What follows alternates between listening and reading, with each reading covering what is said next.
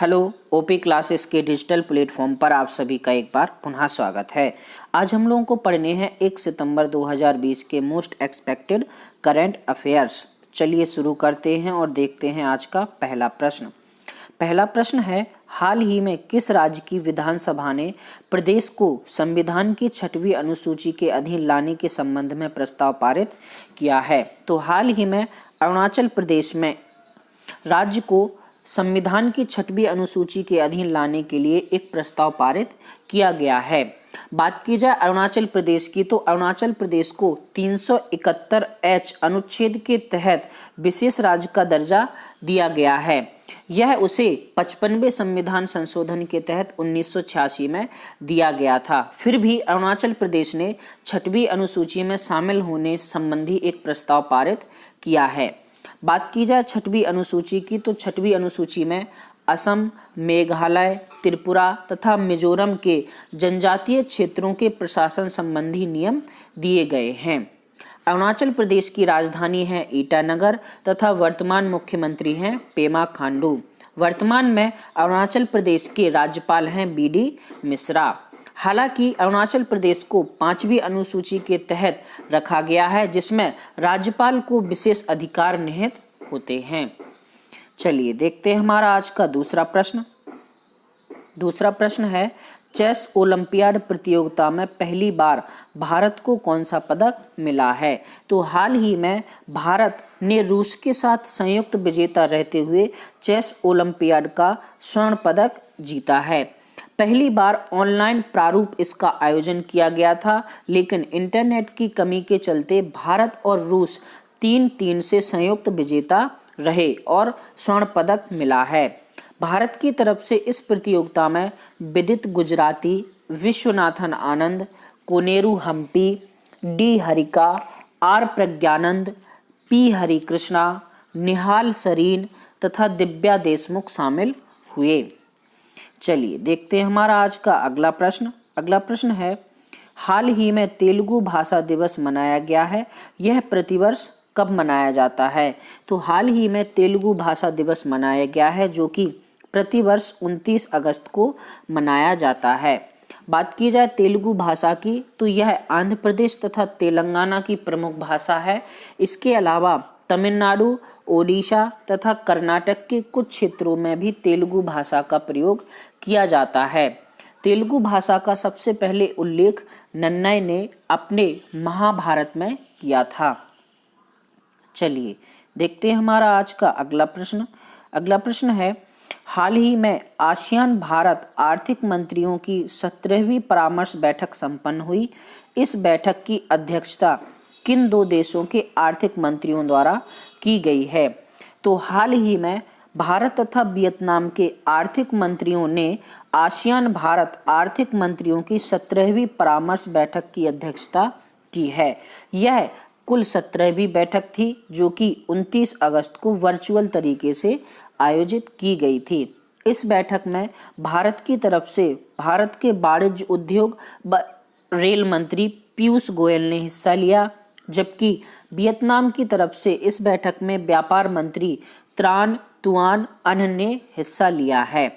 बात की जाए आसियान की, तो आसियान को association of south east Asian nation के नाम से जाना जाता है।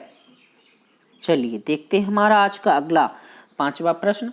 5वां प्रश्न है, अनलॉक 4 गाइडलाइंस के निम्न में से किन के शुरू होने के निर्देश दिए गए हैं? तो हाल ही में भारत सरकार ने कोरोना से संबंधित अनलॉक 4 के लिए गाइडलाइंस जारी किए हैं, जिसमें हाल ही में मेट्रो रेल सेवा शुरू करने के निर्देश दिए गए हैं। हालांकि मेट्रो ट्रेन चरणबद्ध तरीके से खुलेगी। अनलॉक 4 1 सितंबर से लागू होगा, जिसमें 21 सितंबर से धार्मिक, राजनीतिक तथा सामाजिक कार्यों में अधिकतम 100 व्यक्ति के शामिल होने की भी छूट दी गई है। हालांकि स्कूल, कॉलेज तथा कोचिंग संस्थान को 30 सितंबर तक बंद करने का निर्देश दिया गया है। फिर भी 9वीं तथा 12वीं के छात्र ऐच्छिक तरीके से स्कूल में जा सकते हैं। चलिए देखते हैं हमारा आज का अगला प्रश्न। अगला प्रश्न है, हाल ही में निर्बल जनजातीय समूह की कौन सी जनजाति कोरोना संक्रमण के कारण चर्चा में रही है? तो हाल ही में अंडमान निकोबार की ग्रेट अंडमानीज जनजाति कोरोना के कारण चर्चा में रही है। अंडमान निकोबार में कुल 6 जनजातियां पाई जाती हैं, जिनमें ग्रेट अंडमानी जनजाति के मात्र 50 व्यक्ति वर्तमान में जीवित हैं, जिनमें से 10 व्यक्तियों को कोरोना पाया गया है। इस वजह से इस जनजाति पर संकट गहराया गया है। अंडमान निकोबार में कुल 6 जनजातियों में निकोबारी, ग्रेट अंडमानीज, सेंटिलीज, ओंजे तथा जारवा शामिल हैं। बात की जाए अंडमान निकोबार की, तो यह एक द्वीपीय प्रदेश है जिसकी राजधानी पोर्ट ब्लेयर है। इसका गठन 1 नवंबर 1956 को हुआ था। अंडमान निकोबार के वर्तमान उपराज्यपाल देवेंद्र कुमार जोशी हैं। अंडमान निकोबार के रॉस द्वीप, सेलुलर जेल तथा वैरन ज्वालामुखी प्रसिद्ध हैं। चलिए देखते हैं हमारा आज का अगला प्रश्न। अगला प्रश्न है, हाल ही में किस खिलाड़ी ने western and southern open ATP tennis tournament का खिताब जीता है? तो हाल ही में विश्व के नंबर 1 खिलाड़ी सर्बिया के नोवाक जोकोविच ने western and southern open tennis tournament जीता है। नोवाक जोकोविच ने दूसरी बार वेस्टर्न एंड सदर्न टूर्नामेंट जीता है, जबकि यह उनके कैरियर का 35वां टाइटल है।